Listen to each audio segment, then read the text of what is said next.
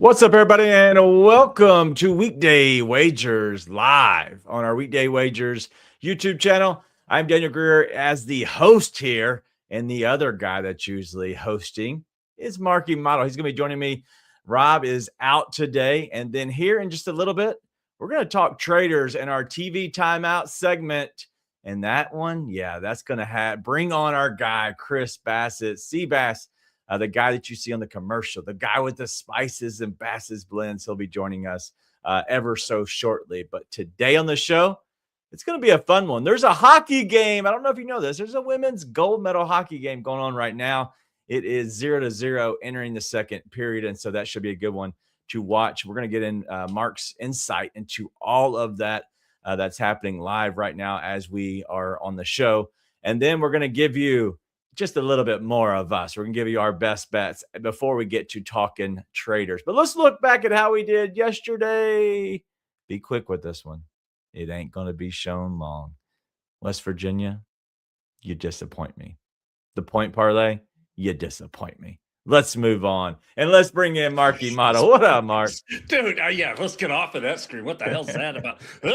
Hey, look, I'm excited to be here on a Thursday. I get to talk a little traders with you, with Seabass. Plus, we're doing a little live hockey. I mean, what a great Thursday. I play music later tonight. This is all in all a great day. Yeah, it definitely is a great day.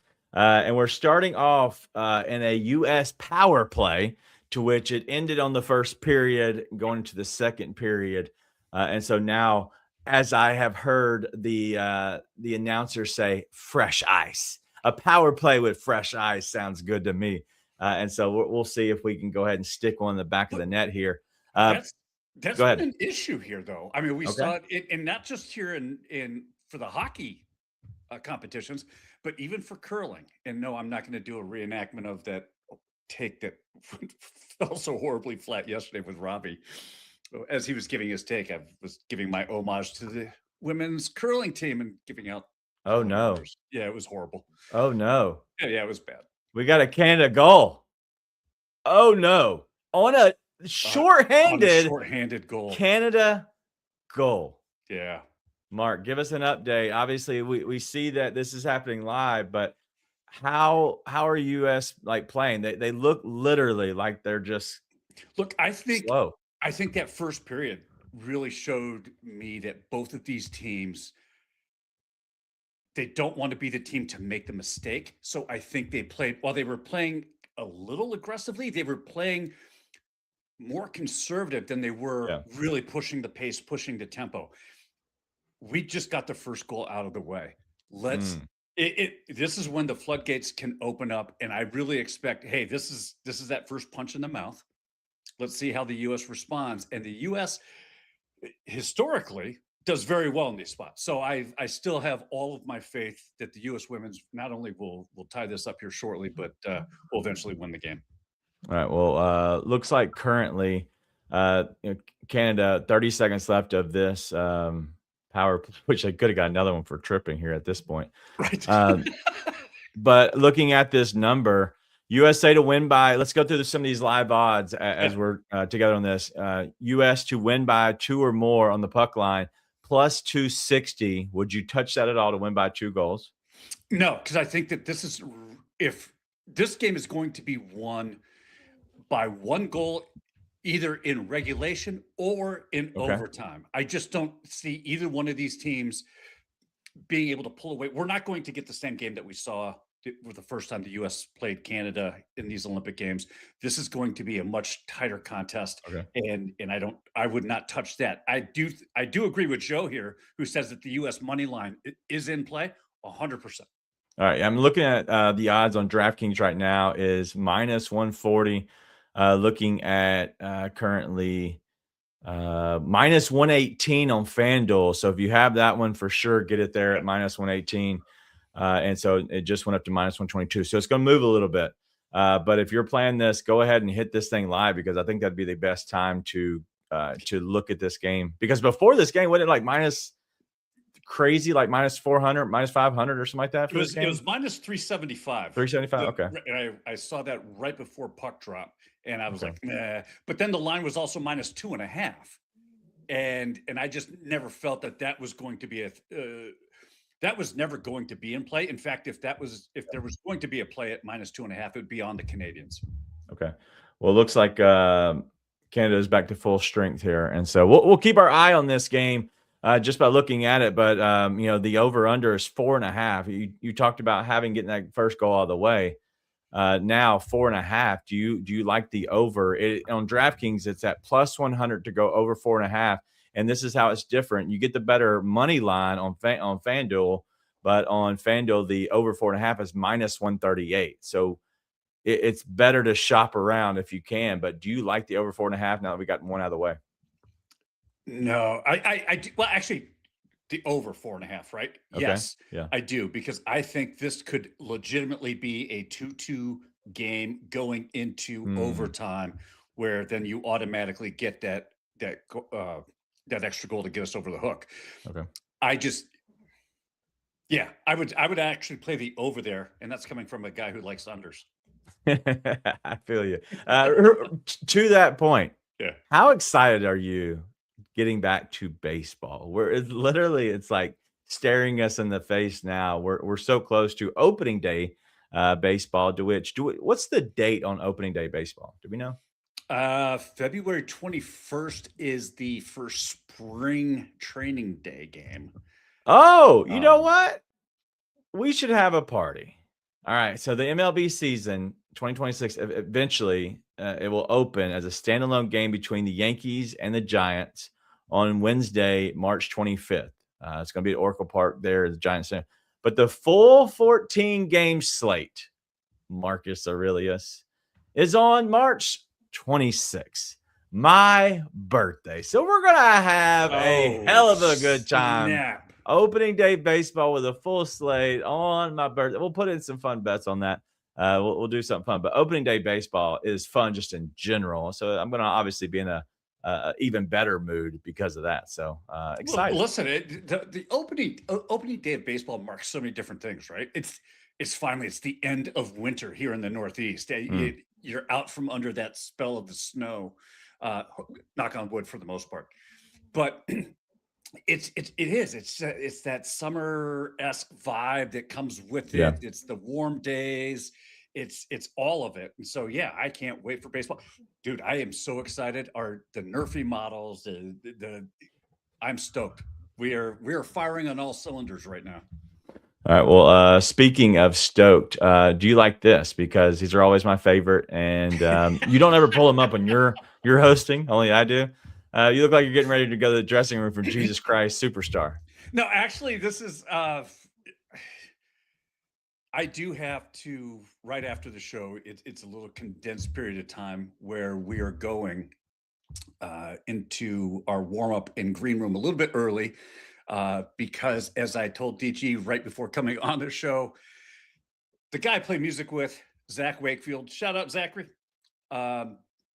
has put together a little bit of an opening theme for Weekday Wagers. So there might be a music change happening here shortly, but we're going to go in and kind of lock it down and put about an hour and a half into playing around with his melody that he thinks is befitting of the show. I can't wait to hear it.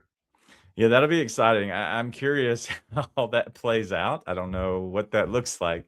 But by the way, excited. I wear this for every gig I play. It's my good luck necklace. So For real? yeah, The necklace is good luck? it's my centering piece. It's yeah. All right. So just like Joe said, he wasn't far off at Yes. all. Okay, but Jesus Christ Superstar? No, come on now.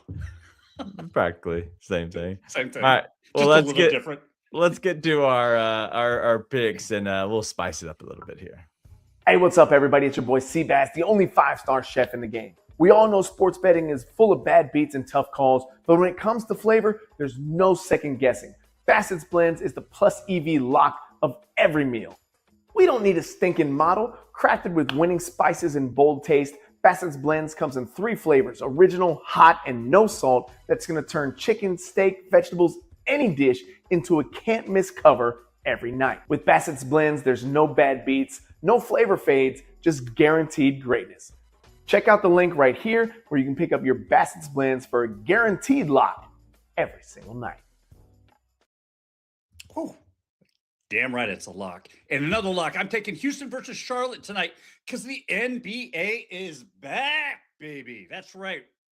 All-Star hiatus is over. And I'm taking the first half total to go over 104.5. Are you kidding me? When you zoom out and remember something, okay, we're talking about players who are coming off the All-Star break with legs are fresh, rotation guys are rested. This is not a dead February grind where, load management, we're trying to ease everybody into the rest of the schedule. This is a let's run, get back into rhythm kind of night. And when you look at how these two teams have already played in the first half, it lines up perfectly. Houston games have cleared 104.5 in the first half and 37 to 53 this season, which is basically a 70% clip.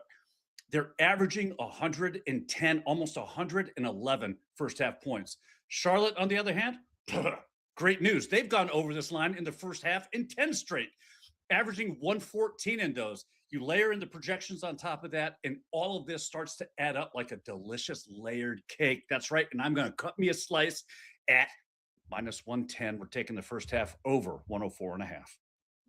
Bro, when you start talking cake, I get excited. I'm not even sure what we're doing anymore or who we're betting on, except for I'm hungry for cake. Let's go to this UNC Asheville and High Point game. We're going to go over the 151.5. It's at minus 110, but High Point, they are just an absolute wagon right now on the over. They're over in 8 of the last 10 games, but they're also averaging 91.8 points per game, shooting 50%. This team is playing well, and so because of that, I look at how the two teams match up and pace of play. And when I see this High Point team, I just look at overs only.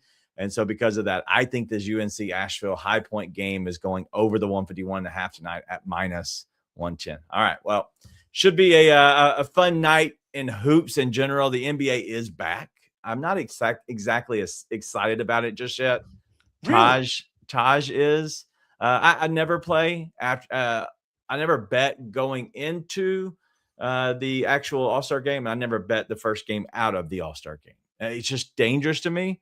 Like, unless it's a team that I feel like is like business minded, then I'm like, all right, cool. Like, I feel like this is a business trip. No, we're not doing the home teams. Any home teams, I kind of stay away from them because like they're all getting back from vacation. Everybody's chilling, hanging out, having a great time. Yeah, I'm staying away from the NBA on that one. But Taj likes some plays. He's going Toronto Raptors minus 5.5 at minus 110, going against the Bulls, who are trying to lose at this point. So why not play them? But then the other one is Jared Allen over 14.5 points at minus 110. The reason I guarantee the reason he likes Jared Allen is because he put up 30 burgers going into the All-Star break. But now James Harden's back into the mix. I would assume he's playing tonight.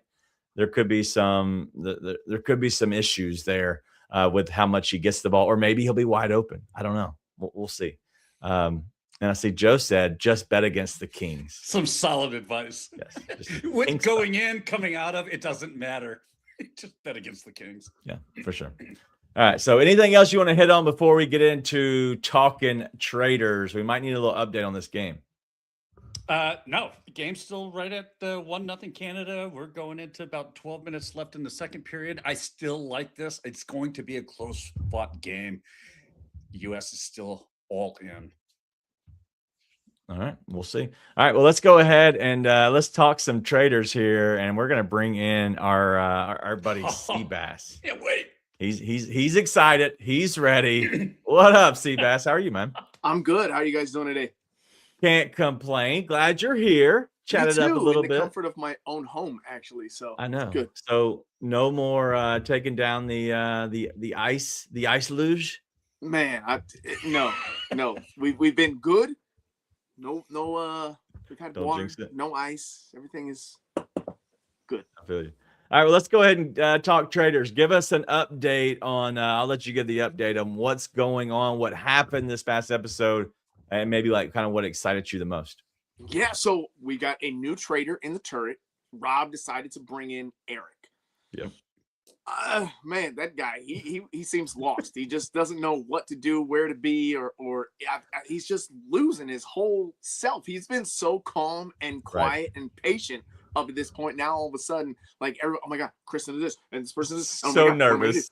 Yeah, like it doesn't, and he said it. Now my big thing was he gets in there, and Rob literally says, "I'm the traitor hunter," and Eric's excited to be a traitor. Why are you excited to be a traitor at this point? He literally just said, "I'm the traitor hunter." We just watched him pretty much lead the charge against Candace and had a very big hand in the charge against Lisa. He didn't really initiate that one that we know of. So then they get to the mission, which I thought was really weird at first. A bunch of people in some boxes, and you got to sneak out of a box and write a name. Right. But I have been very hard on Rob and his gameplay up to this point. But I thought putting Tara's name every single time was a brilliant move. You've literally given nothing. And the fans I've seen in the chat are like, like circumventing the rules. Like nobody's getting any clue. That's kind of the point. You don't want. It's funny how they say it's traitors and it's backstabbing and betrayal when it fits one narrative, and then another where I'm like, oh, this is smart. Nobody knows anything because he just gave out the same name 3 times to somebody. Everybody was like, huh? And I thought it was great. And then we're left with who's gonna get murdered tonight. Yeah. And we got Steven was banished, which. He was part of the Dagger 6 there, and I think he kind of probably felt betrayed by that vote by Rob. But I mean, who else was he going to vote for at that point? So now that we got to the murder, I'll go ahead. I think, I said this earlier on the Twitter, and some people have gave me some other options here. And it kind of does make sense because initially I thought you got to murder Kristen. She's on to Eric, and as nervous as he is, if they don't get her out of there quick enough. He's going to blow it for both of them. I think he's just going to be he won't be able to keep himself together and blow it for both of them. But then somebody like, well, if you murder somebody who's on to a traitor, then it kind of, puts the target on your back as, oh, well, you murdered this person and they were calling you out. So maybe you are the traitor. So, but we're down to so few people right now. I don't know. Yeah. I thought it had to be Kristen, but maybe Natalie's the play here. I don't know. Yeah, we'll see because up for, I guess the short list is Kristen, Natalie, and then Tara and Johnny, correct? Yeah. Right.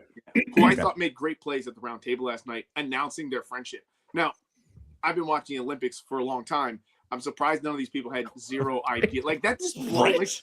Like, do you not watch the Olympics, or you're just not you're just watching the figure skaters, you're not watching the comment? I don't like.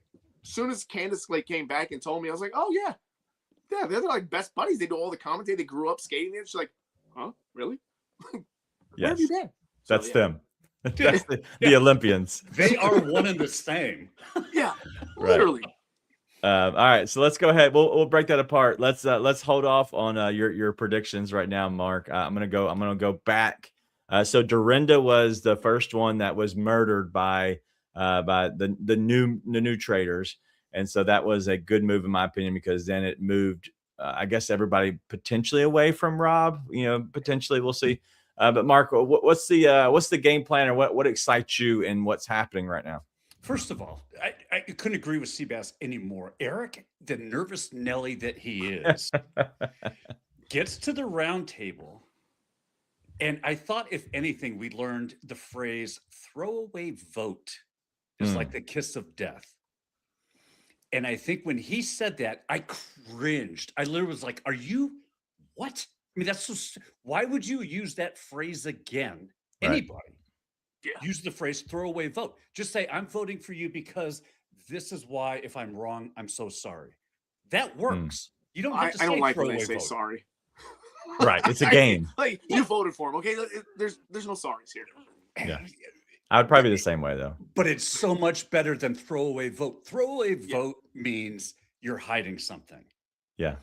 And I think Natalie is obviously the next smart play from the trader standpoint. You have to get rid of Natalie. And especially if you're Rob, you now have Eric, who is going to take all the fire from Kristen. And that's the next step. So that's your layer, your safety blanket, if you will, is that you have him there to protect you. Yeah, he only had, or speaking of Rob, he only has to get through 2 banishment roundtables. I think that's what the number is. Yeah. If he gets through 2, Like all that, like that number is so much smaller than like, all right, it could be like 8 or 10, whatever that number is.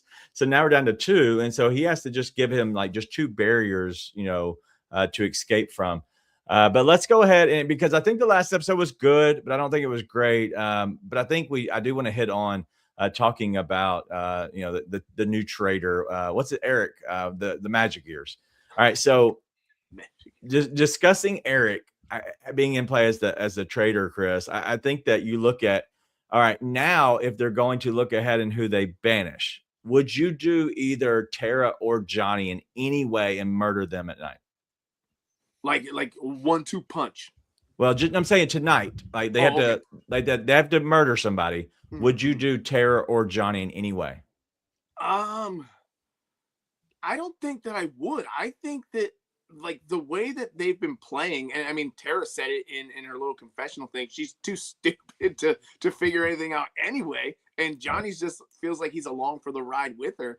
No, I think, and I don't want to say that they're dumb, but in this game, in this setting, they're not coming across as very intelligent or how to play. So I don't think they're a threat at all in any way. I think you just keep them around, and then it's like, now you got to pick, right? And then so I've never seen the end, but they get down to whatever it is, 4 people, 3 people, and they get to decide, we'll end the game here, and then they have to do some other little like thing where they're voting to keep or steal or whatever. And I think if it comes down to the 4 being, let's say, I think at this point, like if you keep Tara and Johnny around, and then there's Eric the trader and Rob the trader, if that's how it ends up, right? Those 4. I mean, what do you do there? I mean, I think for Rob he's got to get rid of Eric, right? If he wants everything for himself, which seems to be what he wants, as we've gone through 2 traders so far. I don't know why you would get rid of them. I just don't see why you get rid of them. But it's also interesting that Rob still has the dagger in play, which gives him 2 votes at the round table. So but he doesn't have to use it. Doesn't have to. But everyone knows he has it at this point, right? Right. He's right. So Natalie said it at the last round table. You have to tell him you have the dagger. You got to tell him you have the dagger. And he's like, yeah, I have the dagger. So he's already come out and said that he has it. If he uses it, I think that's the final. He can do it one of 2 ways. If he wants to split the money with Eric, that's how you use it. You get rid of Natalie at the murder, and you vote Kristen off at the round table. You get into the final 4 with. You still have Mark though, and Laura. Yes. Oh, they'll be gone. They'll be gone. So imagine there's 4 people going to die, right? Because you're going to have a murder, banishment, banishment. So it's maybe 5 total. They get killed before. They get to the final round table to select the final 4. Then and there's no more revealing of who's a traitor and who's not. Okay. So then when you get to that final 4, the goal then is you're either confident that everybody you have there is a faithful. Yeah. Or if you're a traitor, you get to that final 4 and you're hoping that they don't sniff you out at the very end. All right. Well, that's my curiosity because I don't remember exactly how it all works in the end. So I want to try to find out. So it says there's 8 players remaining. Okay, so that's right. So four more get banished. And so all right. Let's give our predictions.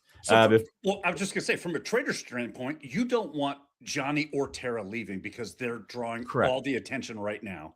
That gives you plenty of time to get rid of, and I think everybody that you murder just intensifies that focus on Johnny and Tara while they're there.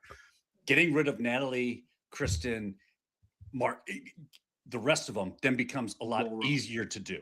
And you don't want to get rid of anybody that has like anything on them. So getting rid of Tara and Johnny would not make sense, right? Because because in the end, if they both think they're faithful, the best option would be is to keep the other person around because they think you're faithful as well. So they're going to carry you. So eventually they're going to have to suspect them out.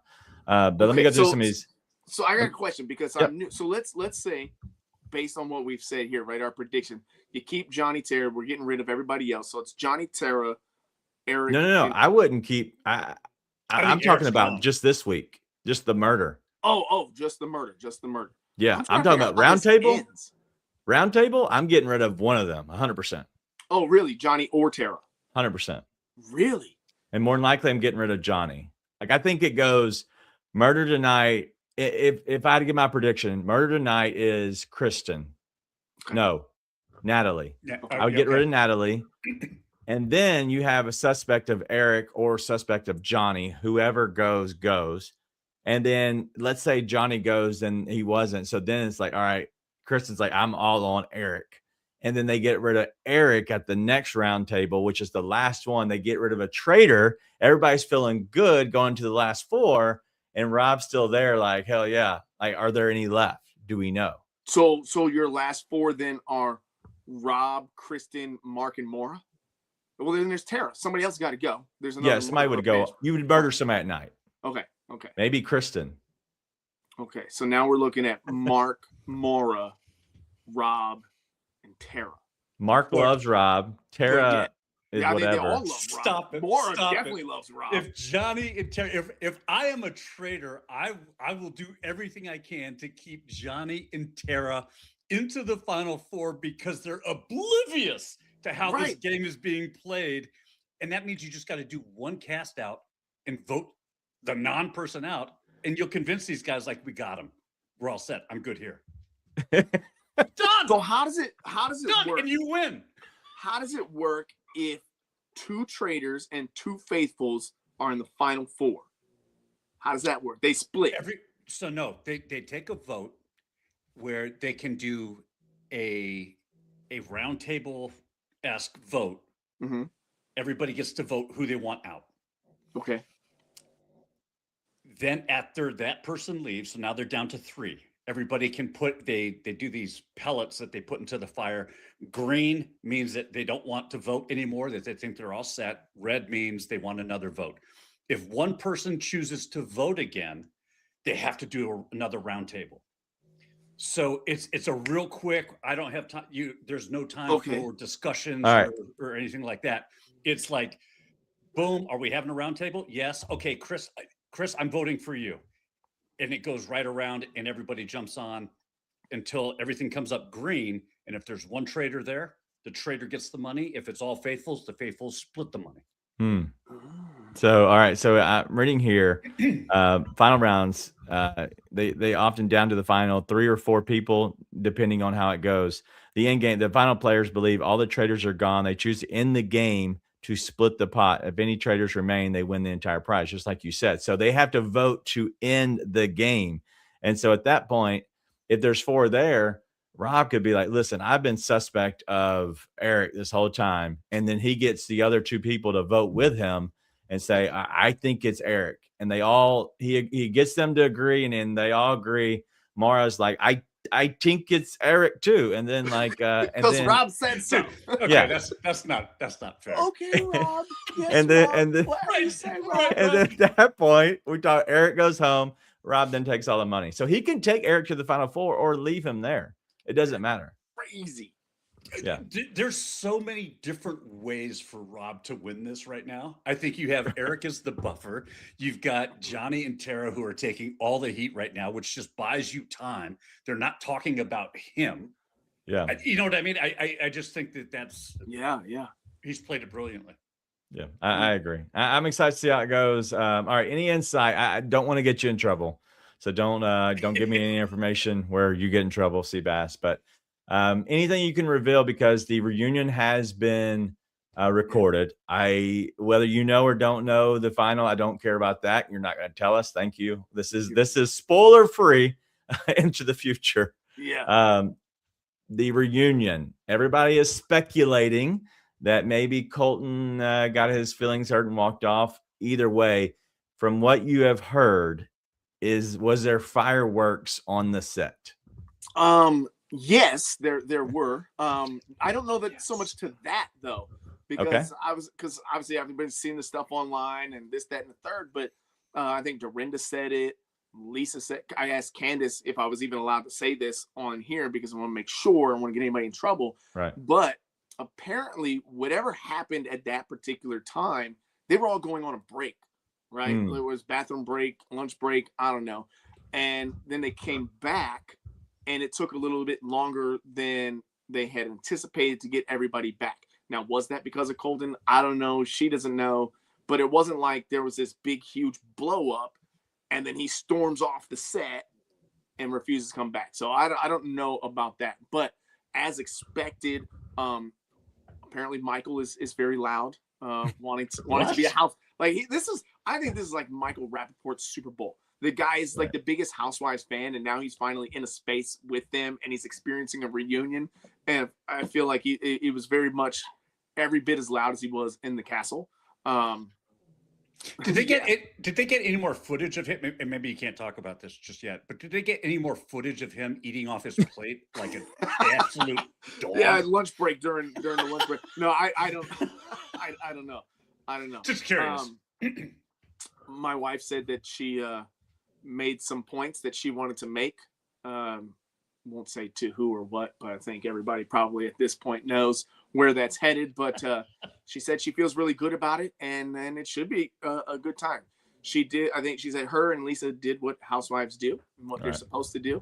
And that's the thing, I feel like with this particular show, because you have housewives and you have gamers, and then you have like Love Island, which never seen Love Island, but like The Bachelor, Love Island, those type of shows, Survivor. Do they do? I know Bachelor does a reunion. Does Survivor do like a reunion show? No. Right. No, it's immediately after. And so it's just the contestants there. No, but there's no like bad blood for the most part. Right. Okay. This one they're doing for season 50, they're doing a reunion because it's live in LA that they're inviting people to. So I do know that there is a reunion. Well, that's what they used to do. Yeah. So they're doing it for this. Gotcha. Yeah, and I feel like those reunions, they're like just talking about the show and the friendships that they made or whatever, right? Whereas Housewives, they have their whole season and they know what they filmed versus what aired. So they're trying to clear up beefs or make more beef, or, you were nice to my face, but then you were saying this back. And so they drive this sort of drama thing, which I think is necessary to a degree. You want to get viewers in, and then that brings in a different audience. But I think when you have Housewives and then the others in a reunion setting, the Housewives got to bring all the drama, right, to make it worth tuning. Otherwise, why are we having a reunion? We all watched what happened. We don't need it, right? Yeah, and they feel comfortable. I said this to my wife, like Lisa Rinna, for example, because she's on a lot of these, especially more often than your wife, Miss Candace. She's used to this, so she is very comfortable in this setting. She's very comfortable with Andy Cohen, and so like she's going to run that reunion, especially with all the housewives. They're used to that. They're comfortable with the reunions. Right. And so that will be something they'll feel comfortable doing. Were Johnny and Tara both at the reunion? Because I thought they were in the Olympics calling the. Yeah, so apparently they like Zoom or some thing like that. A Zoom type deal. Don't know if it was Zoom, but whatever. They were there via live feed. Via satellite. Yeah. Right. Beep, beep, beep, beep, beep, beep, beep. All right. So predictions tonight, Seabass. I don't know if I ever got yours. You think it's going to be Kristen, or I guess who are the four? Which one would you get rid of? We're in four. Oh, of the four people remaining. Yeah, I think. Man, I think I'm going to go with my initial thought. I'm going to say Kristen gets murdered. Okay. And then the banishment. Who's going to get banished at the round table tonight? Because I like Johnny and Tara staying together. I wouldn't do that.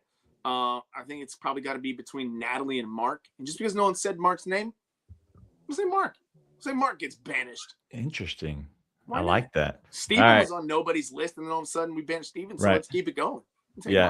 Are there any rumors of people? Because obviously, Natalie has been one. Kristen really hasn't been on anybody's radar. That's the only reason, I get murdering her, but she's the one that's got the dirt on Eric. So I get it, but I don't know if anybody's from the preview. Mark, who would you be your predictions?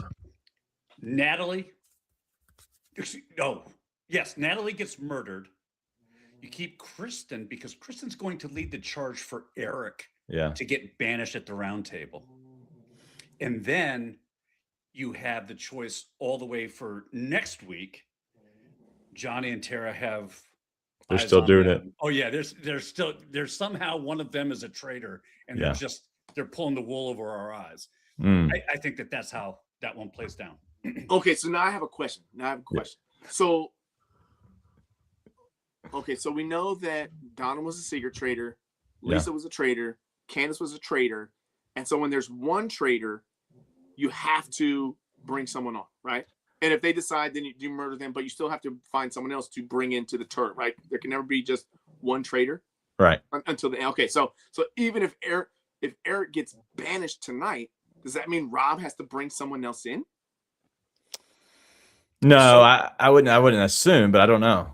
As long as people have to profess whether they're a faithful or a traitor, then there always has to be more than one traitor in the mix. Okay. So then if Eric does get banished, he's going to have to bring someone else in, I believe once you get down to 6 people, there's no more disclosure about whether you were a faithful or a traitor. You just got banished and you're hoping that you got that right. Oh, so he wouldn't say. Right. Yeah. So you're hoping that. Interesting. Yeah. Wow. We'll see. All right. I have to go and I need to go back and watch the last couple of episodes of the last season to really understand what we're about to go through. Just the last part. So, well, it should be pretty interesting. I do think it's Natalie tonight. I think they eventually get rid of Johnny just because. And at that point, then we're down to 6, right? Yeah. And so at that point, you don't have to announce if anybody's a traitor or not. But maybe they go. Kristen, he allows Kristen go after Eric tonight, and they get rid of a traitor. So then his odds are better because then if they get rid of one person, he can all 4 of them can throw their stuff in the very end and say, "Hey, we're all faithful." Right, because everybody thinks he's a faithful right now. Right. He's just so nice, that sweet, sweet man. Yeah. Real quick on the hockey update, they just finished the second period. Canada is still up 1-0 going into the second intermission. So we've got 20 minutes to get things rolling for Team US. This is the women's, right? Women's side. Yep. Yeah. All right. The men play but it's Sunday. also Canada, USA for the men, right? For the gold. Yes. On Well, Sunday. no. Or, no, excuse me. No. The men play Slovakia. And Then Canada they go plays play for the gold. And Canada plays Finland. Okay. And then if they both win, they'll play for gold. So they're USA, playing for bronze Canada or gold. for gold on Sunday. Gotcha. Yep. If they both win. So Still hopefully USA, that's how it Canada for works. Gold on Sunday. Gotcha. That's the matchup everyone wants, right? Exactly. Except for Finland and Slovakia, but everybody else. Yeah. That's the drama that we're hoping for. Yes. All right. Well, looks like Tony Mesker, he said, the nonstop terror voting was awesome. Rob was playing a good game, and he even said he originally did not like Rob. And so him playing a very almost flawless game, a really good game. Rob has played. He's honestly, I heard somebody talked about it. I think it was on Boston Rob and the Bob the Drag. Oh, Bob? their podcast is really good. Really good. I actually enjoy it. They said they asked the question. Did you watch this latest episode, Seabass? I did not. Okay, so let's ask this question. We'll be done. All right. Who do you think, Seabass, is leading the charge for the traders right now as a trader? Who's leading the charge for the traders? Rob or Eric? Oh, I mean, it's Rob being the puppet master, but he's allowed, and he did it to Candace, which I thought was good in a sense that he could have plausible deniability. Right. He's letting them make the decisions. Yeah. Right now, because it doesn't matter. Right. With this group, it doesn't. But I think, I don't know if I can say this because. Oh God. Well, we know Candace wanted to. She said it in an interview, so I can say she wanted to bring Kristen into the tournament. Correct. I don't think we saw that. I think she said that she wanted to bring someone in, and he said no. But apparently, there was a little bit more conversation that we didn't get to see in that. But so he did make that one. And no, we're not doing that. Yeah, we'll murder whoever you want. Whoever you want. Mark, you think? Yeah, whatever you want. Yeah, Mark, you think Rob is leading the traders?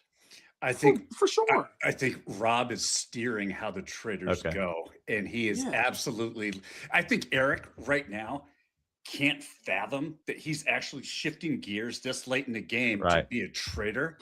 Yeah, that he's going to overstep and overplay that position of, and we've already seen it happen, right? I mean, Kristen picked up on it immediately. His whole demeanor of response has just shut down, and she's like, "No, he's not saying anything. That's a red flag." And I was like, "Damn, that was fast." No, you know what I'm faithful. Hey, I'm faithful. I just don't have. I don't know why I said magic years. That was silly. All right, and so leader of the faithful is who, Seabass? God, they haven't had any leaders, but I think at this after that last roundtable, I think Kristen is the leader. I think she's gonna have to make the play now because Tara and Johnny just threw everybody for a loop. Like, we're best friends. We're faithfuls. And Mark was like, listen, I'm on Dancing with the Stars. I have a lot of people. But that changes every 36 episodes, Mark. You get a new partner every time. So, of course, you wouldn't trust them. These two have known each other. I thought Johnny's line was great. While you guys were playing games, we were competing for gold medals.